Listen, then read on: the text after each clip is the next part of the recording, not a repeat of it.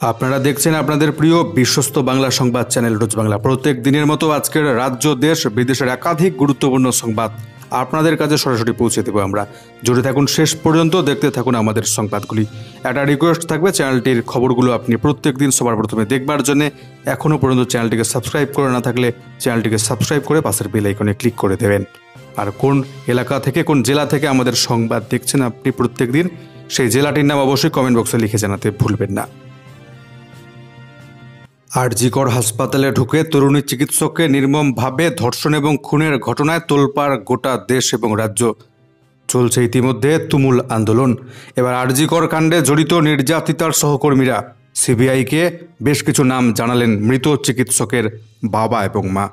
আরজিকর কাণ্ডে চিকিৎসককে ধর্ষণ খুনের ঘটনায় একা সিভিক ভলেন্টিয়ার সঞ্জয় রায় দায়ী নয়, আরও অনেকে জড়িত রয়েছেন। এই অভিযোগ প্রথম থেকেই উঠেছিল। আর এবার সেই দাবি তুলে সরব হলেন নির্যাতিতার মা এবং বাবা।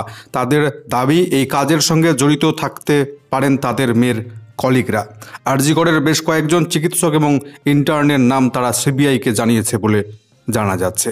মৃত চিকিৎসকের বাবা মা যাদের নাম জানাচ্ছেন তাদের আগে জিজ্ঞাসাবাদ করবে সিবিআই। এছাড়া কলকাতা পুলিশের কয়েকজন আধিকারিকের সঙ্গেও কথা বলবে সিবিআই, যারা প্রাথমিকভাবে এই ঘটনার তদন্ত করেছিলেন। অপরদিকে আরজিকর নির্মম হত্যাকাণ্ডের প্রতিবাদের সাজা একদিনে বদলি করা হলো 42 জন চিকিৎসককে। আরজিকরে তরুণী চিকিৎসক ধর্ষণ খুনের ঘটনায় লাগাতার আন্দোলন চালাচ্ছে ডাক্তারি পড়ুয়া জুনিয়র চিকিৎসকরা। এই প্রতিবাদ আন্দোলনের মাঝে 42 জন চিকিৎসককে বদলি করা হয়েছে, এমনটাই অভিযোগ।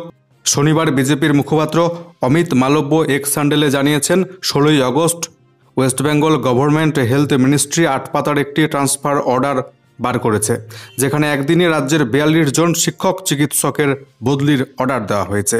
যাদের বদলি করা হয়েছে তাদের মধ্যে বেশ কয়েকজন আরজিকর হত্যাকাণ্ডের প্রতিবাদে সামিল হয়েছিলেন বলে অভিযোগ। আরজিকরের প্রাক্তন অধ্যক্ষ সন্দীপ ঘোষের বিরুদ্ধে চলা আন্দোলনকেও সমর্থন জানিয়েছিলেন ওই শিক্ষক চিকিৎসকরা।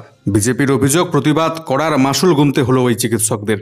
তবে সর্বশেষ পাওয়া খবরে জানা যাচ্ছে, তীব্র প্রতিবাদ আন্দোলনের জেরে ওই 42 জন চিকিৎসকের বদলি আপাতত স্থগিত রাখতে বাধ্য হয়েছে রাজ্য স্বাস্থ্য দপ্তর। আরজিকরের হত্যাকাণ্ডের জন্য তীব্র চাপে রয়েছে রাজ্য সরকার। আরজিকরে নিহত চিকিৎসকদের সঙ্গে ঘটে যাওয়া অন্যায়ের প্রতিবাদের ঝড়ের মধ্যেই আজ 18ই আগস্ট থেকে আগামী 24 আগস্ট পর্যন্ত 163 ধারা জারি পুলিশের। আরজিকর হাসপাতাল চত্বর এবং শ্যামবাজার এলাকায় মিটিং, মিছিল, জমায়েতে নিষেধাজ্ঞা জারি করল কলকাতা পুলিশ। শনিবার রাতেই সংক্রান্ত নির্দেশিকা জারি করেছে লালবাজার। শান্তি বিঘ্নিত হওয়ার যুক্তি দিয়ে নির্দেশিকা জারি করা হয়েছে। উল্লেখ্য, ভারতীয় ন্যায় সংহিতার 163 নম্বর ধারা অনুযায়ী এই নির্দেশিকা জারি করা হয়েছে। এতদিন মিটিং, মিছিল, জমায়েত বন্ধ করতে 144 ধারা বলবৎ করা হতো, কিন্তু ভারতীয় দণ্ডবিধি অবলুপ্ত হওয়ায় ভারতীয় ন্যায় সংহিতার নতুন ধারা অনুযায়ী এই নির্দেশিকা জারি করল কলকাতা পুলিশ।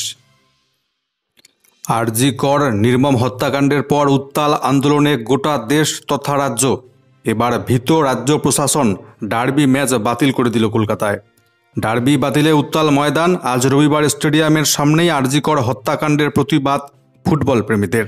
উত্তাল হতে চলেছে আজ রাজ্য। বাতিল করে দেওয়া হয়েছে ডুরান্ট কাপে গ্রুপ পর্বের ডার্বি ম্যাচ। রবিবার আজ ইস্টবেঙ্গল বনাম মোহনবাগান ম্যাচ হবার কথা ছিল সল্ট লেকের যুব ভারতী স্টেডিয়ামে। সেই ম্যাচে দুই চির প্রতিদ্বন্দ্বী ক্লাবের সমর্থকেরা বেনজিরভাবে জোট বেঁধে আরজিকর হত্যাকাণ্ডের প্রতিবাদ জানাবেন বলেই ঠিক হয়েছিল আরজিকর হাসপাতালে মহিলা চিকিৎসকের ধর্ষণ খুনের ঘটনার প্রতিবাদে এবং ন্যায় বিচারের দাবিতে টিফো, ব্যানার, পোস্টারে ভরিয়ে দেওয়া হবে আজ গ্যালারি। কিন্তু শনিবার দুপুরে ডুরান্ট কাপ আয়োজক কমিটি ঘোষণা করে দিয়েছে ডার্বি ম্যাচ বাতিল করা হলো। আয়োজকদের তরফে বলা হয়েছে, ম্যাচের জন্য পর্যাপ্ত নিরাপত্তা দিতে পারবে না বলেই জানিয়েছে পুলিশ। যদিও ওয়াকিবহাল মহলের মতে, জনতাকে প্রতিবাদের মঞ্চ না দেওয়ার কৌশলগত কারণে পুলিশ নিরাপত্তার ব্যাপারে বেঁকে বসেছে। বাতিল হয়েছে ডার্বি ম্যাচ। যদিও এই সিদ্ধান্ত ভালোভাবে নিচ্ছেন না ইস্ট বেঙ্গল এবং মোহনবাগান দুই ক্লাবের সমর্থকরা। ক্ষোভের আগুনে যে ঘৃণাহুতি হলো জানিয়ে দিলেন লাল, হলুদ এবং সবুজ মেরুন জনতা। শনিবার সন্ধ্যায় মোহনবাগান তাঁবুর সামনে বিক্ষোভ দেখান একদল সবুজ মেরুন সমর্থক। তবে এখানেই থেমে থাকছে না প্রতিবাদের কর্মসূচি। আজ রবিবার সল্টলেকের যুব ভারতী স্টেডিয়ামের সামনে দুই ক্লাবের সমর্থকরা একসাথে মিলে আরও বড় বিক্ষোভ কর্মসূচির পরিকল্পনা করেছেন। আজ ডার্বি ম্যাচ বাতিল হলেও আজ রবিবার আরজি কর কাণ্ডের প্রতিবাদে উত্তাল হতে চলেছে সল্টলেকের যুব ভারতী স্টেডিয়াম চত্বর। রবিবার মোহনবাগান সমর্থকরা মিলিতভাবে মহিলা চিকিৎসকদের ধর্ষণ হত্যাকাণ্ডের প্রতিবাদে জমায়েত করবেন বলে সিদ্ধান্ত নিয়েছেন। দুই দলের সমর্থকরা জমায়েত করে আজ বিরাট বড় মহামিছিল করতে চলেছেন। অন্যদিকে আরজিকর হত্যাকাণ্ডের প্রতিবাদের ঝড় উঠেছে গোটা দেশে। সুবিচারের দাবিতে রাস্তায় নেমেছেন দলমত নির্বিশেষে প্রত্যেকটা মানুষ। এবার প্রতিবাদ জানিয়ে অভিনব পদক্ষেপ করল বেশ কয়েকটি পুজো কমিটি। রাজ্য সরকারের তরফ থেকে দেওয়া দুর্গাপুজোর আয়োজনে 85,000 টাকা সরকারি অনুদান প্রত্যাখ্যান করল একাধিক পুজো উদ্যোক্তা। শুক্রবার আরজিকর হত্যাকাণ্ডের প্রতিবাদে উত্তরপাড়া শক্তিসংঘ পুজো কমিটি সোশ্যাল মিডিয়ায় একটি পোস্ট করে জানিয়েছেন কথা। পুজো উপলক্ষে সরকারি অনুদানের 85,000 টাকা প্রত্যাখ্যান করে তাদের বার্তা, মেয়ের বিচার দিন, মায়ের পুজো নিজেরা বুঝে নেব। তাদের দেখানো পথে হাঁটেন আরও বেশ কিছু পুজো উদ্যোক্তা বলে জানা যাচ্ছে। অপরদিকে টানা 13 ঘন্টা জিজ্ঞাসাবাদের পর সিজিও কমপ্লেক্স ছাড়লেন আরজিকরের প্রাক্তন অধ্যক্ষ সন্দীপ ঘোষ। সকাল থেকে চলছিল সিবিআইয়ের ম্যারাথন জিজ্ঞাসাবাদ। অবশেষে রাত্রি 11:30 নাগাদ সিজিও কমপ্লেক্স থেকে বের হলেন আরজিকর হাসপাতালের প্রাক্তন অধ্যক্ষ সন্দীপ ঘোষ। টানা 13 ঘন্টা জিজ্ঞাসাবাদের পর সিবিআই অফিস থেকে বেরিয়ে সংবাদ মাধ্যমকে কার্যত এড়িয়ে গাড়িতে উঠে পড়েন এদিন তিনি। তবে জানা যাচ্ছে সন্দীপ ঘোষকে জিজ্ঞাসাবাদ করে সন্তুষ্ট নয় সিবিআই কর্তারা, তাকে আবারও তলব করা হয়েছে বলে জানা যাচ্ছে। অপরদিকে আরজিকর কাণ্ডে চিকিৎসক সন্দীপ ঘোষের বিরুদ্ধে কড়া পদক্ষেপ নিল ইন্ডিয়ান অর্থোপেডিক অ্যাসোসিয়েশন। চিকিৎসক সংগঠন থেকে সরিয়ে দেওয়া হলো তাকে। বিজ্ঞপ্তি প্রকাশ করে সংগঠনের তরফে জানানো হয়েছে এমনটাই। বাংলাদেশের হিংসায় বলি 650, রিপোর্ট রাষ্ট্রসংঘের। সংরক্ষণ বিরোধী আন্দোলন ঘিরে প্রায় 1 মাসের বেশি সময় ধরে উত্তাল নৈরাজ্য বাংলাদেশ জুড়ে। প্রাক্তন প্রধানমন্ত্রী শেখ হাসিনা দেশ ছাড়ার পর তা নয়া মাত্রা পায়। এই পর্বে হিংসায় বাংলাদেশে প্রাণ হারিয়েছেন প্রায় 650 জন। প্রাথমিক রিপোর্টে জানাচ্ছে এমনটাই রাষ্ট্রসংঘের মানবাধিকার দপ্তর। তাদের দাবি প্রত্যেকটি মৃত্যুর নিরপেক্ষ এবং স্বচ্ছ তদন্ত করতে হবে। সেই সঙ্গে নিয়ম বহির্ভূত গ্রেপ্তার এবং আটকের ঘটনাগুলিও খতিয়ে দেখতে হবে প্রশাসনকে। তারা জানিয়েছে 16 জুলাই থেকে 4 অগস্টের মধ্যে বাংলাদেশে অশান্তিতে প্রায় 400 মানুষের মৃত্যু হয়েছে। 5ই অগস্ট শেখ হাসিনা পদত্যাগ করে দেশত্যাগ করতেই ফের হিংসা ছড়িয়ে পড়ে গোটা বাংলাদেশে। 5 এবং 6 অগস্ট দুদিনেই আরও 250 জন মানুষের মৃত্যু হয় বাংলাদেশে হিন্দুদের ওপর হামলার বিষয়টিও উল্লেখ করেছেন তিনি। জানা গিয়েছে আগামী সপ্তাহে রাষ্ট্রসংঘের একটি প্রতিনিধি দল বাংলাদেশে যাবে। সেখানে গিয়ে হিংসায় মৃত্যুর বিষয়টি খতিয়ে দেখবে তারা। উত্তপ্ত বাংলাদেশে দ্রুত আসুন আপনি। ভারতের প্রধানমন্ত্রী নরেন্দ্র মোদীকে আমন্ত্রণ বাংলাদেশের বর্তমান অন্তর্বর্তী সরকারের প্রধান নোবেল জয়ী ডক্টর ইউনূসের। শেখ হাসিনা বাংলাদেশ ছেড়ে ভারতে আশ্রয় নেওয়ার পর বাংলাদেশে একটি অন্তর্বর্তীকালীন সরকার গঠন হয়েছে বর্তমানে। সেই সরকারের প্রধান হয়েছেন নোবেল জয়ী অর্থনীতিবিদ মোহাম্মদ ইউনূস। তিনি এবার ভারতের প্রধানমন্ত্রী নরেন্দ্র মোদীকে দ্রুত ঢাকায় আসার জন্য আহ্বান জানালেন। শনিবার তৃতীয় ভয়েস অফ গ্লোবাল সাউথ সামিটে ভার্চুয়ালি যুক্ত হন ডক্টর ইউনূস। সেখানে এ কথা জানিয়েছেন তিনি। ইউনূস ভারতের প্রধানমন্ত্রী নরেন্দ্র মোদী সহ সামিটে ভার্চুয়ালি অংশ নেওয়া নেপাল, শ্রীলঙ্কা, ভুটান, ফিজি, ওমান এবং ভিয়েতনামের রাষ্ট্র সরকার প্রধানদের দ্রুত বাংলাদেশ সফরের আমন্ত্রণ জানিয়েছেন। ডক্টর ইউনূস জানিয়েছেন, আপনাদের দ্রুত ঢাকা সফরের আমন্ত্রণ জানাচ্ছি, নয়তো গুরুত্বপূর্ণ অনেক কিছু মিস করবেন আপনারা। ঢাকার অনেকটা অংশ পরিণত হয়েছে বিশ্বের গ্রাফিতি রাজধানীতে। তরুণ শিক্ষার্থী এবং 12 থেকে 13 বছর বয়সী শিশুরা 400 বছরের পুরনো এই শহরের দেওয়ালে নতুন গণতান্ত্রিক পরিবেশ বান্ধব বাংলাদেশের চিত্র দিয়ে রাঙিয়ে তুলছে বলে জানাচ্ছেন ডক্টর ইউনূস। এজন্য কোনো কেন্দ্রীয় পরিকল্পনা বা দিক নির্দেশনা নেই। কারো কাছ থেকে বাজেট সাপোর্ট পায়নি তারা। এটা দ্বিতীয় বিপ্লবের লক্ষ্যের প্রতি তাদের আবেগ অঙ্গীকারের বহিঃপ্রকাশ মাত্র বলে জানিয়েছেন ইউনূস। তারা তাদের নিজস্ব বিষয়, নিজস্ব বার্তা তৈরি করে। তারা যে বার্তা আঁকছে তা যে কাউকে শিহরিত করতে পারে। তরুণদের স্বপ্ন সত্যি করাই আমাদের কাজ বলে জানিয়েছেন ডক্টর ইউনূস। কংগ্রেস নেতা রাহুল গান্ধী ব্রিটেনের নাগরিক, বাতিল হোক তার নাগরিকত্ব, দিল্লি হাইকোর্টে জানালেন সুব্রমণিয়াম স্বামী। রাহুল গান্ধীকে ব্রিটেনের নাগরিক দাবি করে তার সাংসদ পদ, ভারতীয় নাগরিকত্ব বাতিল করবার আবেদন জানিয়ে এবার দিল্লি হাইকোর্টের দ্বারস্থ হলেন প্রাক্তন বিজেপি সাংসদ। আদালতে তার দাবি ব্রিটিশ সংস্থা ব্যাকপস লিমিটেডের মাধ্যমে 2005 এবং 2006 সালে রাহুলের দাখিল করা বার্ষিক রিটার্ন সংক্রান্ত নথিগুলি তার ব্রিটেনের নাগরিকত্বের প্রমাণ দেয়। এই নথিগুলিতে রাহুল গান্ধী নিজেকে ব্রিটিশ নাগরিক বলে ঘোষণা করেছিলেন বলে দাবি করেছেন ওই প্রাক্তন বিজেপি বিধায়ক। ভারতের আইন দ্বৈত নাগরিকত্ব রাখার অনুমতি দেয় না, তাই অন্য কোনো দেশের নাগরিক হলে একই সঙ্গে ভারতের নাগরিক থাকা যায় না। এমন পরিস্থিতিতে লোকসভার বিরোধী দলনেতার নাগরিকত্ব বাতিল করে পাসপোর্ট বাজেয়াপ্ত করার দাবি তুললেন সুব্রমণিয়াম স্বামী। রাত থেকেই শুরু হলো আবারও ধর্মঘট। রবিবার থেকেই বাজারে আলুর তীব্র সংকট, আবারও বাড়বে দাম। এবার বাজারে দেখা দিতে চলেছে তীব্র সংকট আলুর, কারণ কর্মবিরতির ডাক দিয়েছে আবারও আলু ব্যবসায়ী সমিতি। তাতেই বাড়ছে তীব্র আশঙ্কা। তবে কি ফের রাজ্য জুড়ে তৈরি হবে আলুর সংকট? প্রশ্ন উঠছে এমনটাই। প্রগতিশীল আলু ব্যবসায়ী সমিতির অভিযোগ, ভিন রাজ্যে তো বটেই, ভিন জেলায় একটি জেলা থেকে আরেকটি জেলায় আলু পাঠানোর ক্ষেত্রে অহেতুক জটিলতা তৈরি করা হচ্ছে রাজ্য জুড়ে। এর প্রতিবাদেই ফের কর্মবিরতির সিদ্ধান্ত আলু ব্যবসায়ীদের।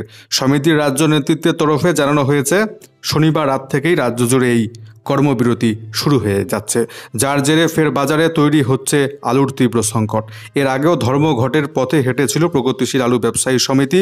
ভিন রাজ্যে আলু রপ্তানির ক্ষেত্রে পুলিশের বাধার অভিযোগ তুলে 20 জুলাই থেকে কর্মবিরতি শুরু করেছিল আলু ব্যবসায়ীরা। টানা 5 দিন সেই কর্মবিরতি চলে। সেই সময় আলুর সংকট তৈরি হয়েছিল। প্রসঙ্গত, রাজ্য সরকার সিদ্ধান্ত নিয়েছে এ রাজ্যের আলু অন্য কোনো রাজ্যে যাবে না।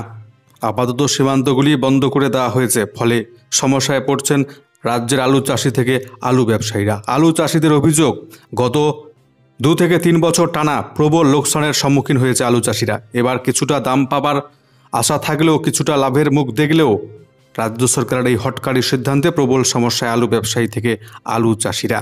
বর্তমানে অন্যান্য রাজ্যে আলু 40 টাকা থেকে শুরু করে 50 টাকা 60 টাকা কেজি দরেও বিক্রি হচ্ছে। সেখানে পশ্চিমবাংলায় আলুর দর কিন্তু অনেকটাই কম রয়েছে। তা সত্ত্বেও সীমান্ত সিল করে দিয়েছে রাজ্য সরকার। তার প্রতিবাদেই, বাইরের রাজ্যে যেহেতু আলু পাঠাতে দিচ্ছে না রাজ্য সরকার, তার প্রতিবাদেই আবারও ধর্মঘট শুরু হলো রাজ্য জুড়ে। ফের বাড়ল সোনালী ধাতু সোনার মূল্য। এবারের বাজেটে সোনার ওপর 9% আমদানি শুল্ক কমিয়েছিল কেন্দ্রীয় সরকার। তার জেরে সোনার দাম কমেছিল 10 গ্রাম পিছু 5,000 টাকারও বেশি। তবে দামের স্বস্তি কতটা দীর্ঘস্থায়ী হবে তা নিয়ে প্রশ্ন থেকেই যাচ্ছে। West Bengal Boolean merchant and jewellers অ্যাসোসিয়েশনের দেওয়া তথ্য অনুযায়ী শনিবার কলকাতায় 24 ক্যারেট সোনার 10 গ্রামের দাম দাঁড়িয়েছে 72,100 টাকায়। অথচ একদিন আগে শুক্রবার সেই দর ছিল 71,000 টাকা। অর্থাৎ একদিনে দর বাড়ল 1,100 টাকা। হলমার্কযুক্ত 22 ক্যারেট গয়না সোনার এদিন বেড়ে দাঁড়িয়েছে 10 গ্রাম পিছু 1,000 টাকা বেড়ে দাম হয়েছে 68,500 টাকা। সোনার দামের এই দোলাচল আপাতত চলবে বলে মনে করছে স্বর্ণ ব্যবসায়ীরা। 2025 সালের মাধ্যমিক পরীক্ষার্থীদের জন্য গুরুত্বপূর্ণ সংবাদ। 2025 সালে মাধ্যমিক পরীক্ষার্থীদের রেজিস্ট্রেশন হয়ে গিয়েছে। তবে কোনো স্কুলে তথ্য সংক্রান্ত ভুলভ্রান্তি রয়ে গেছে। সেই ভুল শুধরে নেবার সুযোগ দিতেই ফের চালু হলো আজ থেকে অনলাইন পোর্টাল। এর আগে রেজিস্ট্রেশনের জন্য 1 আগস্ট থেকে 11 আগস্ট পর্যন্ত অনলাইন পোর্টাল খুলেছিল মধ্যশিক্ষা পর্ষদ। ফের সেটা খুলছে। আজ 18 আগস্ট থেকে 22 আগস্ট মধ্যরাত পর্যন্ত ভুল সংশোধনের সময় পাবেন পড়ুয়ারা। অন্যদিকে ফের দুর্ঘটনার কবলে ভারতীয় রেল। সবরমতী এক্সপ্রেসের অন্তত 20টি কামরা লাইনচ্যুত। সাম্প্রতিক সময়ে পরপর রেল দুর্ঘটনার ঘটনা ঘটছে দেশ জুড়ে। শুক্রবার রাতেই জানা গিয়েছিল রাঙ্গাপানিতে ফের রাতের অন্ধকারে লাইনচ্যুত তেল বহনকারী মালগাড়ি। তার কয়েক ঘন্টার মধ্যে ফের দুর্ঘটনার কবলে পড়ল ভারতীয় রেল। ঝাঁসি যাওয়ার পথে উত্তরপ্রদেশের কানপুর এবং ভীমসেন স্টেশনের মাঝে শুক্রবার রাত 2:30 নাগাদ দুর্ঘটনাটি ঘটেছে। রেল সূত্রে জানা যাচ্ছে সবরমতী এক্সপ্রেস 19168 এর অন্তত 20টি কামরা লাইনচ্যুত হয়। সেই সময় ওই ট্রেনে অন্তত 1,300 যাত্রী ছিলেন বলে জানা গিয়েছে। কী কারণে দুর্ঘটনা? সর্বভারতীয় সংবাদ সংস্থা সূত্রে খবর, প্রাথমিকভাবে বোল্ডারে ধাক্কা খায় চাকা, তাতেই ঘটে বিপত্তি। যদিও শেষ পাওয়া খবর অনুযায়ী কোনো হতাহতের ঘটনা ঘটেনি। তবে পরপর এভাবে ভারতীয় রেল দুর্ঘটনার কবলে পড়ায় চিন্তায় রেল কর্তারা। কেমন থাকবে আজকে বাংলার আবহাওয়া? লেটেস্ট রিপোর্টে কি জানাচ্ছে আবহাওয়া দপ্তর দেখে নিচ্ছি সরাসরি। আজকে উত্তরবঙ্গের সবকটি জেলাতে বিক্ষিপ্ত হবে হালকা মাঝারি বৃষ্টিপাতের সতর্কবার্তা। পরবর্তী 24 ঘন্টা সোমবার নাগাদ একই রকম আবহাওয়া বিরাজ করবে উত্তরবঙ্গের প্রত্যেকটি জেলা জুড়ে। তবে মঙ্গলবার নাগাদ উত্তরবঙ্গের জলপাইগুড়ি, কোচবিহার, উত্তর এবং দক্ষিণ দিনাজপুর, মালদা জেলায় বিক্ষিপ্ত হবে ভারী বৃষ্টিপাত হতে পারে বলে জানাচ্ছে আবহাওয়া দপ্তর। অপরদিকে আজকে দক্ষিণবঙ্গের হুগলি, পূর্ব এবং পশ্চিম বর্ধমান, বীরভূম এই 4টি জেলায় ভারী থেকে অতি ভারী বৃষ্টিপাতের জন্য কমলা সতর্কবার্তা জারি রেখেছে আবহাওয়া দপ্তর। এই 4টি জেলা বাদ দিয়ে দক্ষিণবঙ্গের বাকি জেলাগুলিতে আজকে বিক্ষিপ্তভাবে ভারী বৃষ্টিপাতের জন্য হলুদ সতর্কবার্তা জারি রেখেছে আবহাওয়া দপ্তর।